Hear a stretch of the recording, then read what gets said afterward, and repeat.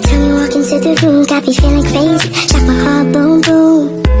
Any other boy would stare, but me, I look away, cause you're making me scared. Trying not to breathe, 1, 2, 3. Halo, perkenalkan nama saya Ada Medika Nurleni. Saya dari Universitas Karya Dharma Kupang, Fakultas Kesehatan Sains dan Teknologi, Program Studi Kebidanan S1. Baik, jadi di sini saya akan menjelaskan kasus-kasus atau faktor-faktor yang mempengaruhi ibu hamil pada trimester pertama atau gejala-gejala yang dapat terjadi pada ibu hamil karena perubahan hormon. Baik, di sini teman-teman saya akan memberikan edukasi kepada ibu hamil yang mengalami kasus-kasus tersebut, dan saya akan memberikan terapi non-farmakologis dan terapi farmakologis. Jadi, gejala yang pertama yang terjadi pada ibu hamil pada trimester pertama itu rata-rata adalah emesis atau mual muntah. Jadi, emesis atau mual muntah itu dapat terjadi pada ibu hamil pada trimester pertama dikarenakan perubahan hormon dan tubuh ibu yang belum menerima kehamilan dengan sesungguhnya. Jadi di sini kita akan memberikan edukasi kepada ibu apabila ibu hamil yang datang dengan keluhan mual dan muntah. Di sini saya akan memberikan edukasi atau saya akan memberikan terapi non farmakologi dan terapi farmakologi kepada ibu hamil untuk ibu hamil dapat mencegah dan mengurangi mual dan muntah yang terjadi pada pagi hari atau yang biasa disebut morning sickness. Jadi teman-teman, di sini saya akan memberikan terapi non farmakologi pada ibu hamil pada trimester pertama yang mengalami mual muntah. Jadi di sini saya memberikan yang pertama ada terapi non farmakologis. Jadi terapi non farmakologis itu yang pertama untuk mengurangi mual dan muntah, kita menyarankan kepada ibu agar ibu dapat makan sedikit tapi sering untuk mengurangi mual dan muntah. Yang pertama itu adalah makan sedikit tapi sering, artinya untuk mencegah ibu tidak mual, ibu boleh dapat makan sedikit tetapi sering. Kemudian yang berikut adalah kita menganjurkan kepada ibu untuk dapat menghindari makanan yang berminyak, bersantan yang dapat memicu ibu mengalami mual-mual. Baik, jadi apabila ibu kembali dengan keluhan yang sama bahwa terapi yang diberikan tidak efektif untuk mual dan muntahnya ibu, maka kita akan memberikan ibu terapi farmakologis. Jadi terapi farmakologis itu adalah kita mencegahnya dengan memberikan beberapa obat. Jadi beberapa obat ini di sini saya akan memaparkan obat-obatnya atau gambar-gambar obatnya. Jadi obat yang pertama ada metaclopromida. Jadi metaclopromida itu sudah memiliki indeks keamanan baik bagi ibu hamil, sehingga ketika ibu meminum metaclopromida itu dapat mengurangi gejala mual dan muntah ibu. Jadi metaclopromida itu tidak memiliki efek samping yang berbahaya untuk janin dan ibu. Jadi ibu bisa dianjurkan untuk meminum metaclopromida. Kemudian yang berikut ada obat Pritazin Chlorotipilin ditambah dengan vitamin B6. Jadi obat-obat yang akan saya paparkan di sini atau obat-obat yang saya sebutkan itu adalah obat-obat yang tergolong baik atau indeks keamanannya B. Jadi kalau indeks keamanannya B berarti ibu dan janin tidak akan memiliki efek samping yang dapat membahayakan mereka. Jadi ketika kita memberikan obat ini, obat Pritazin Chlorotipilin ditambah dengan vitamin B6 dengan dosis 1 sampai 2 tablet per hari.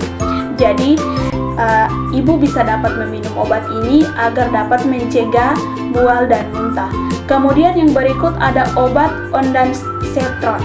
Jadi obat ondansetron ini juga memiliki indeks keamanan B bagi ibu hamil, sehingga penggunaannya selama kehamilan tergolong aman. Jadi jikalau tergolong aman, maka itu akan tidak membahayakan janin. Nah, gejala yang berikut yang dapat terjadi pada ibu hamil trimester pertama adalah konstipasi. Jadi konstipasi adalah pengeluaran dari sisa-sisa makanan sehingga terjadi kesulitan dalam konstipasi atau pencernaan berupa terhambatnya proses buang air besar atau BAB. Jadi, ibu hamil pada trimester pertama itu juga dapat mengalami gejala susah buang air besar.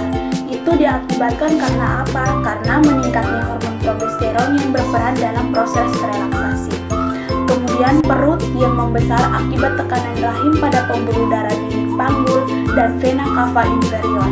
Jadi, karena perubahan hormon dan pembesaran tekanan rahim, maka mengakibatkan ibu hamil susah membuang air besar. Nah, di sini kita akan memberikan yang pertama itu adalah terapi non-farmakologis. Jadi, di sini terapi non-farmakologis itu adalah menganjurkan kepada ibu agar meminum air yang cukup 8-12 gelas sehari. Kemudian menganjurkan kepada ibu untuk mengonsumsi makanan yang berserat tinggi dan lakukan olahraga ringan dan teratur seperti berjalan kaki. Kemudian yang berikut, apabila ibu datang dengan keluhan yang sama kembali bahwa terapi non-farmakologis yang diberikan tidak ada perubahan, maka kita akan memberikan terapi farmakologis. Jadi terapi farmakologis kita akan memberikan beberapa obat yang tergolong aman bagi ibu hamil dan dapat melancarkan BAB-nya ibu atau sistem pencernaannya ibu. Jadi di sini obat pertama yang kita berikan adalah laktulosa. Jadi laktulosa itu bagi ibu hamil penggunaannya selama kehamilan itu tergolong aman. Laktulosa dapat kita berikan bersama makanan dan dosisnya adalah 15-30 ml per hari. Dapat ditingkatkan apabila diperlukan. Nah, keluhan yang berikut yang sering terjadi juga pada ibu hamil trimester pertama itu adalah dispepsia. Jadi dispepsia itu merupakan kumpulan gejala atau keluhan klinis berupa keadaan tidak nyaman atau nyeri di perut bagian atas yang bersifat akut, kronis atau berulang. Dispepsia terjadi akibat adanya perubahan hormonal selama kehamilan yang menyebabkan penekanan pada perut. Jadi, dispepsia ini juga terjadi pada ibu hamil pada trimester pertama. Kenapa? Karena ibu hamil pada trimester pertama itu banyak mengalami perubahan hormon.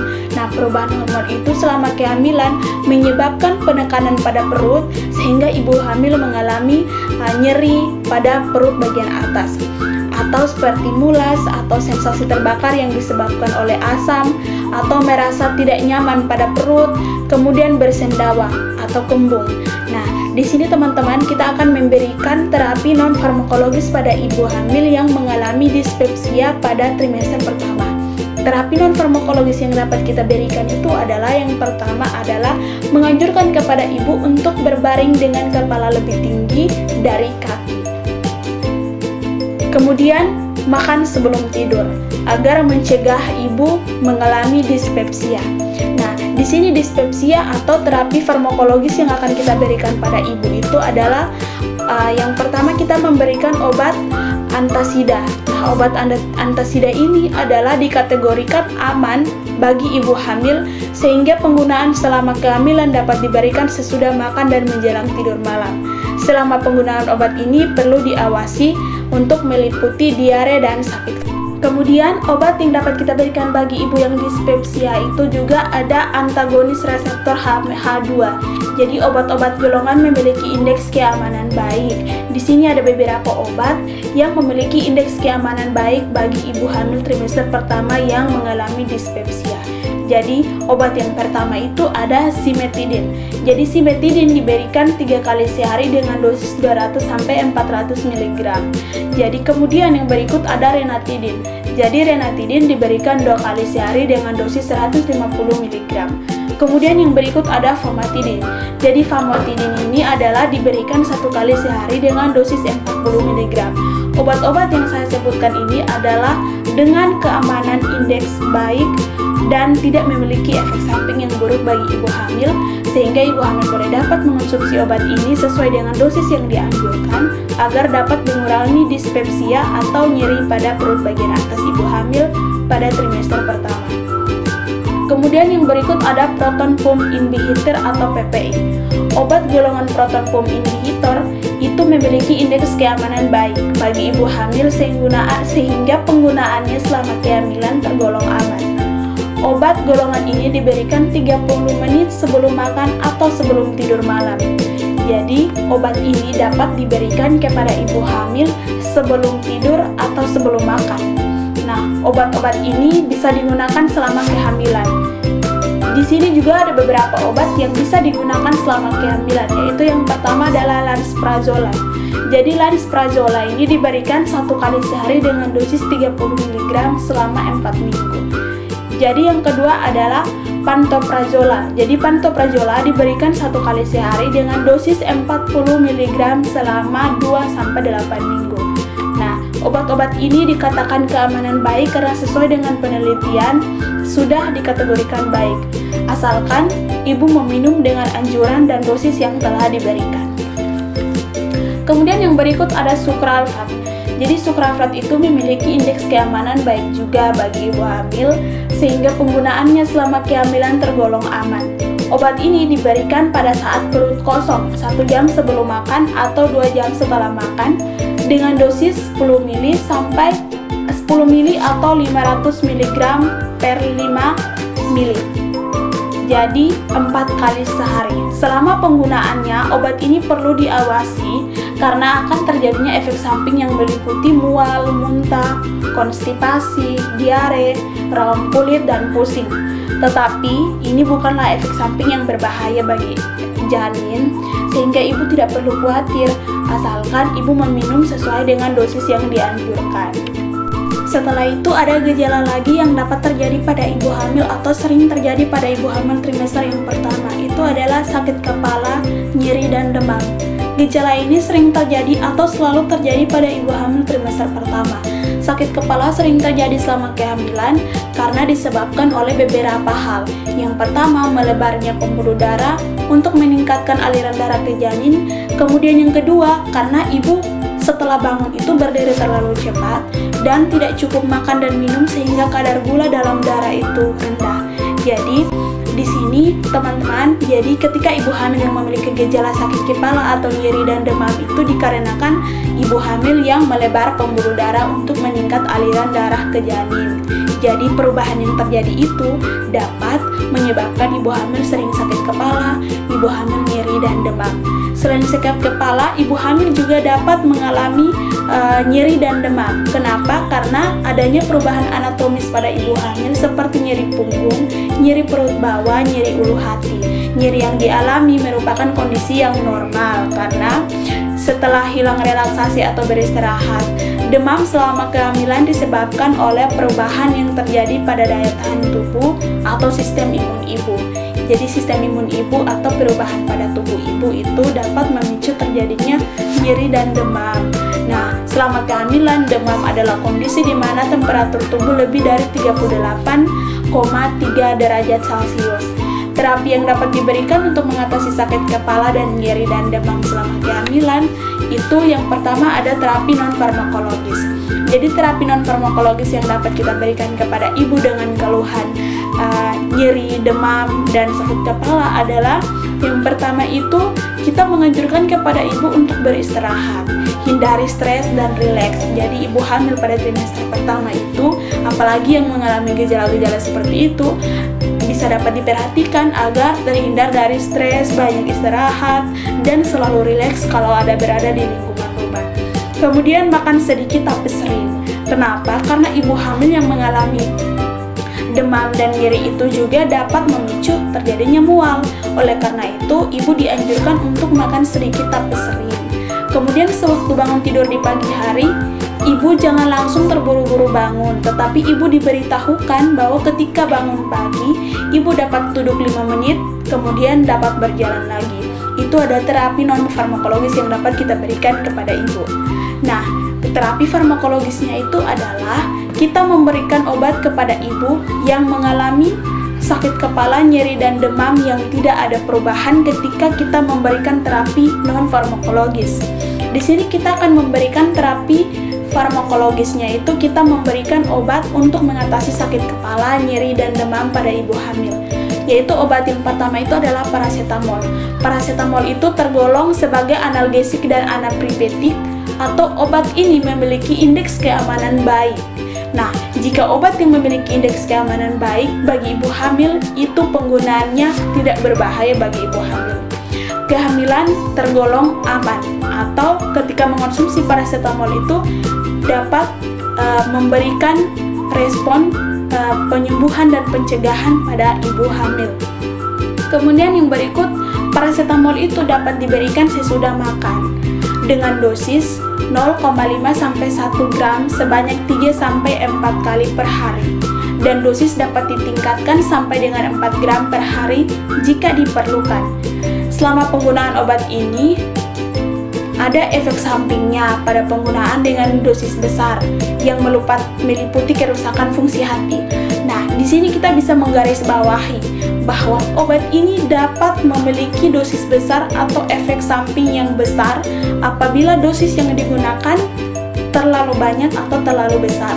Oleh karena itu, ibu hamil yang menggunakan paracetamol harus diawasi agar ibu yang meminum sesuai dengan dosis yang kita berikan atau dosis yang kita anjurkan. Jadi, yang berikut ada gejala yang sering terjadi juga pada ibu hamil, yaitu batuk dan pilek. Kenapa ibu hamil juga rentan mengalami batuk dan pilek? Karena sistem imun tubuh ibu itu mengalami perubahan. Perubahannya itu karena sistem imun ibu lebih mengutamakan perlindungan pada janin, sehingga ibu rentan terserang infeksi virus. Nah, ibu hamil yang mengalami batuk dan pilek itu karena sistem imun ibu itu mengalami perubahan. Jadi, kita akan memberikan terapi non-farmakologis. Terapi non-farmakologis itu adalah yang pertama menganjurkan kepada ibu untuk minum air putih yang banyak untuk membantu mengencerkan dahak serta mengurangi iritasi atau rasa gatal pada kerongkongan. Jadi kita menganjurkan ibu untuk meminum air putih lebih banyak. Kemudian menghindari paparan debu. Nah, ibu hamil juga harus menghindari paparan debu atau tempat-tempat lingkungan-lingkungan yang banyak ada debu agar ibu hamil terhindar dari batuk dan pilek yang berlebihan. Kemudian yang itu menghindari minuman atau makanan yang merangsang batuk. Menghindari minuman makanan yang merangsang batuk artinya ibu hamil harus memperhatikan pola makannya agar tidak mengganggu atau tidak menambah batuk dan pilek pada ibu hamil. Nah, terapi ini adalah terapi non-farmakologis. Nah, selain terapi non-farmakologis, kita juga memberikan terapi farmakologis. Jadi terapi farmakologisnya itu adalah kita memberikan obat. Obat yang biasa digunakan untuk mengatasi batuk pada ibu hamil adalah acetylcysteine. Kenapa acetylcysteine? Karena acetylcysteine itu sudah memasuki kategori keamanan baik bagi ibu hamil sehingga penggunaannya selama kehamilan tergolong aman. Acetylcysteine ini dapat diberikan sesudah makan sebanyak 1 kapsul 3 kali sehari. Selama penggunaan obat itu patut untuk diawasi agar ibu dapat meminum obat dengan dosis yang dianjurkan agar tidak mengalami efek samping yang dapat berlebihan pada ibu. Jadi yang berikut adalah perdarahan pervagina. Pada masa awal kehamilan seringkali terdapat perdarahan atau bintik darah saat pertama kali haid berhenti. Perdarahan ini merupakan perdarahan implementasi atau penanaman yang merupakan kondisi normal. Jadi ketika ibu hamil pada trimester pertama itu juga dapat mengalami pendarahan. Pendarahan itu normal karena itu adalah pendarahan implementasi atau penanaman. Nah, pada saat lain di masa kehamilan, perdarahan ringan juga mungkin terjadi dan dapat menjadi suatu pertanda dari serviks yang rapuh. Nah, perdarahan jenis ini biasa merupakan hal yang normal atau bisa juga sebagai pertanda adanya infeksi. Jadi, ada 2 kemungkinan apabila ibu mengalami perdarahan pada pervagina. Maka oleh karena itu, perlu diperiksa pendarahan yang normalnya itu dan pendarahan yang dapat mengakibatkan infeksi. Jadi, pada usia kehamilan trimester pertama itu ibu hamil rentan sekali mengalami pendarahan pada pervagina. Nah, di sini kita akan memberikan terapi farmakologis dengan menggunakan obat golongan hemostatik yang dapat ditunjung dengan pemberian obat penguat kandungan. Nah, ketika ibu hamil yang datang dengan keluhan pendarahan pada pervagina, kita memberikan obat penguat kandungan untuk mencegah terjadinya abortus. Nah, obat untuk penguat kandungan itu yang pertama ada hemostatik. Jadi, hemostatik itu adalah golongan obat yang dapat digunakan untuk menghentikan perdarahan karena terdapat asam tranexamat. Obat ini memiliki indeks keamanan baik. Jadi obat hemostatik ini memiliki keamanan baik yang dapat menghentikan pendarahan yang terjadi pada ibu hamil. Bagi ibu hamil sehingga penggunaannya selama kehamilan tergolong aman. Jadi teman-teman tadi sudah saya sampaikan bahwa obat hemostatik ini adalah obat yang tergolong aman. Nah, asam tranexamat dapat diberikan dengan dosis 250-500 mg sebanyak 3-4 kali sehari. Jadi ibu hamil dapat meminum obat hemostatik ini dengan anjuran yang telah diberikan dan mengikuti dosis yang telah diberikan. Kemudian yang berikut adalah obat penguat kandungan yang kedua adalah alilestrenol. Jadi alilestrenol ini adalah diberikan pada ibu hamil sebagai yang pertama untuk mencegah abortus yang mengancam dengan 3 kali sehari 5 mg selama 5-7 hari. Kurangi dosis secara bertahap setelah gejala menghilang. Jadi dapat diberikan untuk minum selama 3 kali sehari dengan dosis 5 mg selama 5-7 hari. Ketika nyeri dan gejala telah menghilang, maka kurangi dosis secara bertahap.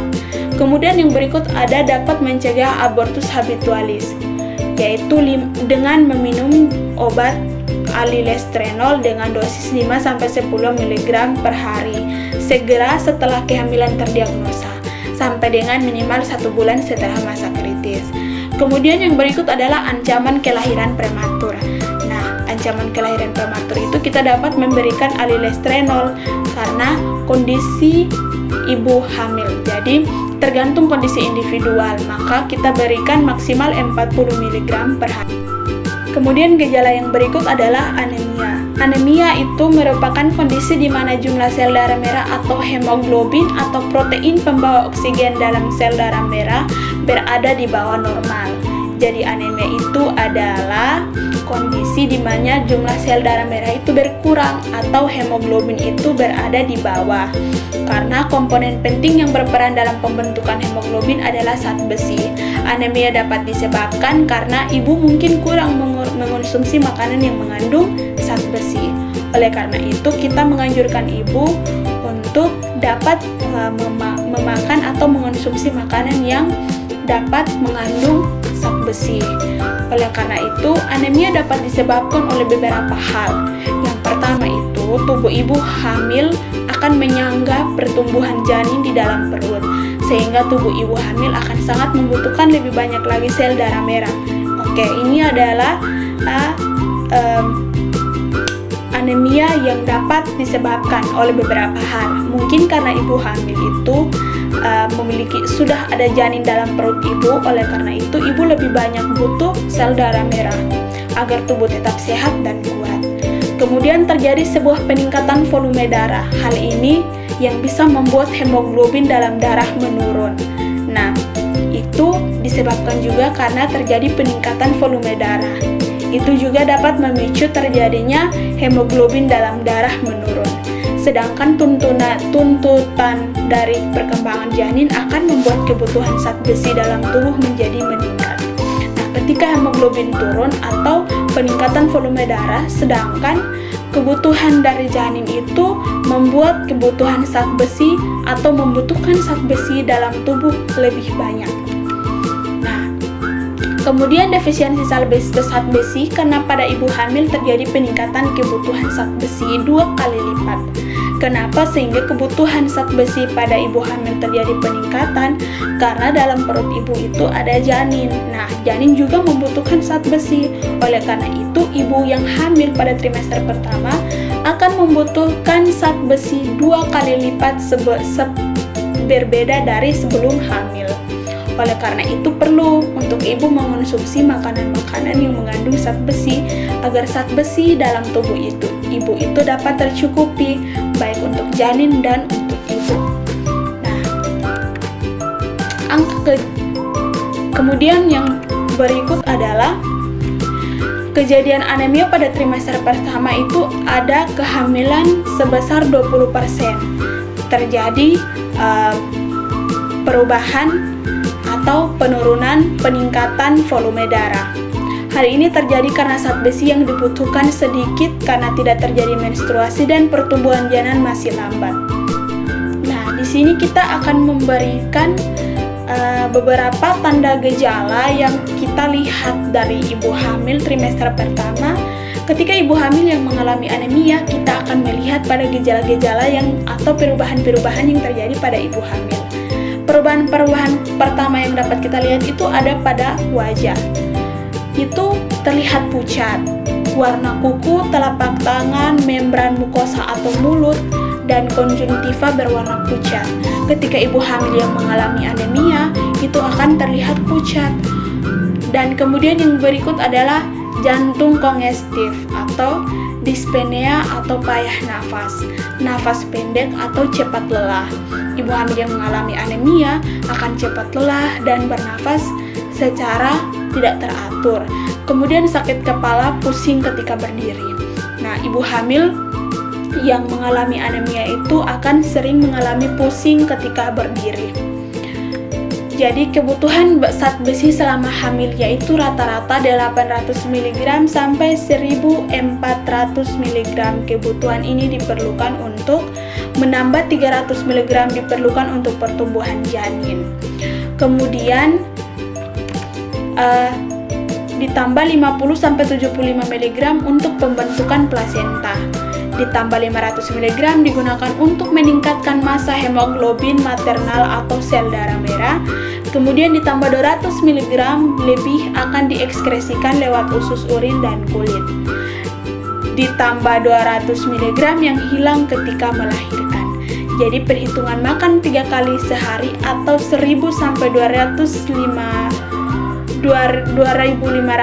kalori akan menghasilkan sekitar 10 sampai 15 mg zat besi per hari.